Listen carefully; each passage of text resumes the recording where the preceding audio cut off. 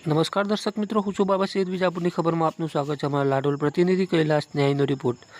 વિજાપુર શહેર ખાતે આરએસએસ દ્વારા મસાલ રેલીનું આયોજન કરવામાં આવી અને શહીદ દિવસની ઉજવણી કરવામાં આવી. સમાચાર વિગતવાર જાણીએ તો વિજાપુર ખાતે આજે શહીદ દિવસની ઉજવણી કરવામાં આવી હતી. આપણે તે પણ જણાવ્યું કે 23 માર્ચ 3 સ્વાતંત્ર્ય સેનાની ભગતસિંહ રાજગુરુ અને સુખદેવને અંગ્રેજોએ ફાંસી આપી હતી. નાની ઉંમરે આ વીરોએ દેશની આઝાદી માટે લડાઈ લડી હતી અને પોતાના પ્રાણના બલિદાન આપ્યા હતા. સાથે ભગતસિંહ રાજગુરુ અને સુખદેવ ભારતીયો માટે પ્રેરણાસ્ત્રોત બની ગયા છે. તેમની ક્રાંતિ અનુસાર આજે પણ પ્રેરણાસ્ત્રોત છે.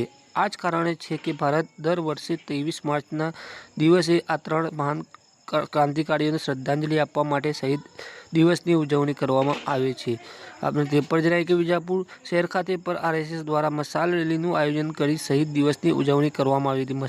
મસાલ રેલી જે હતી વિજાપુર, ખત્રીકુવા, મકરાણી દરવાજા સહિતના વિસ્તારોમાં ફળી હતી.